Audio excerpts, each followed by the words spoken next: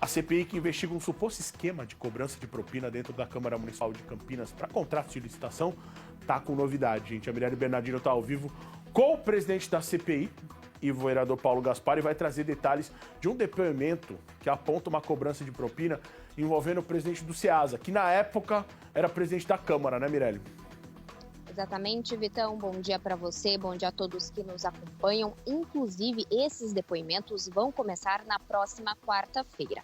Mas já foram ouvidos empresários que participaram de uma licitação, para prestação de serviços para a TV Câmara. Isso em 2014. Um dos empresários que participava dessa licitação disse que o presidente da Câmara da época, o vereador Campos Filhos, junto com o chefe de gabinete, teria cobrado propina para aprovação do serviço. E sobre esse assunto já está comigo aqui o Paulo Gaspar, que é presidente da CPI. Paulo Gaspar, então isso significa, que há muito tempo, o esquema de propina pode ter começado bem antes. Bom dia.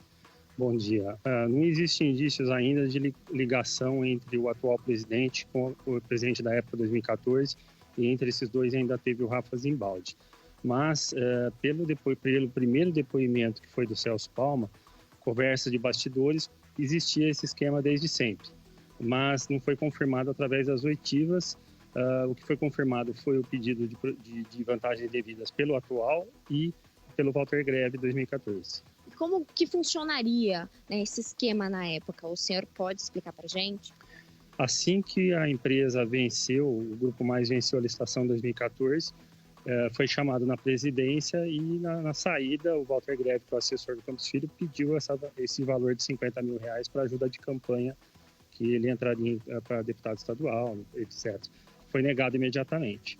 E agora, em 2021, ocorreu o mesmo pedido, que foi gravado pelo Celso Palma, irmão do Danilo, da época de 2014, são dois sócios, irmãos, e a história se repetiu de uma forma diferente. Diante, então, desta nova denúncia, quais vão ser os próximos passos dessa CPI?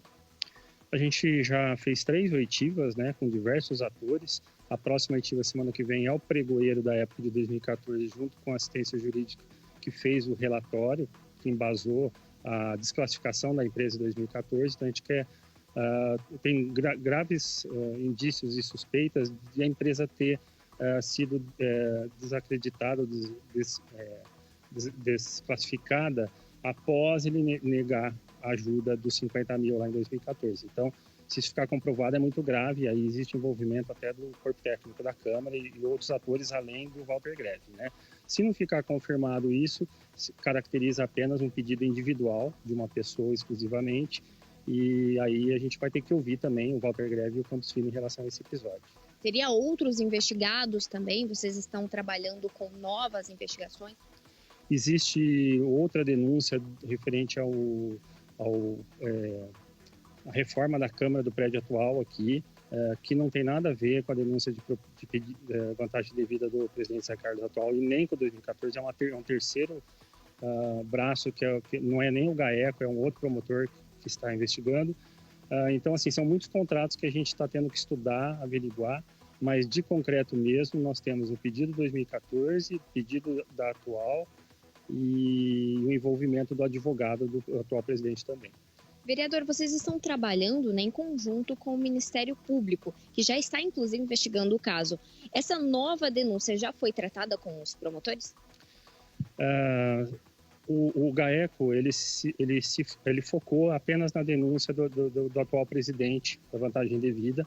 Quando a gente protocolou a CPI, foi para apurar os contratos. Então, assim, a gente foi além do Ministério Público. Então, o Ministério Público não está investigando os contratos de 2014, a CPI está.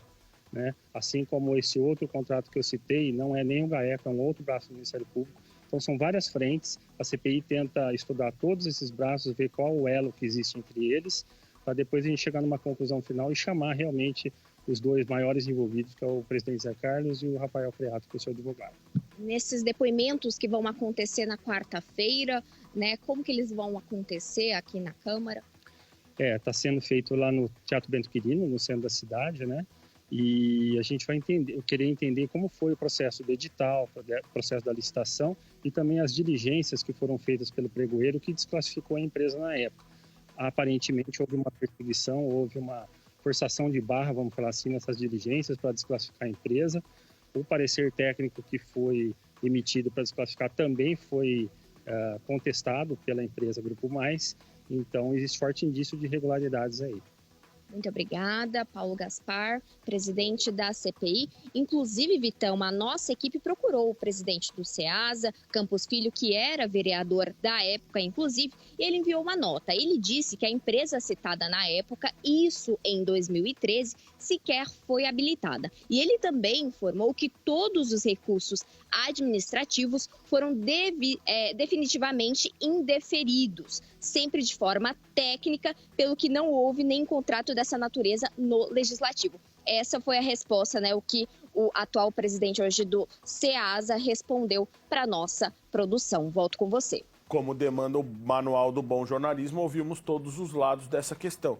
Fato é, a CPI investiga, tem documentações, como disse aí o vereador Gaspar, né, que é o presidente dessa comissão parlamentar de inquérito, e cada vez que ele traz uma novidade me deixa mais revoltado e indignado como cidadão campineiro, né, onde o dinheiro público ia parar, ou a forma e o esquema que eles faziam para poder privilegiar aqueles que eles gostariam, que eles queriam, né? É brincadeira. Tudo isso está sendo investigado, obviamente, está tudo sob suspeita, não dá para a gente cravar nada, mas o trabalho da CPI está sendo importante também, concomitantemente, o trabalho do Ministério Público em relação a tudo que está acontecendo nessa investigação. Aguardemos e a gente vai trazendo aqui as informações e as novidades dos casos. Tá? Obrigado, Mirelle.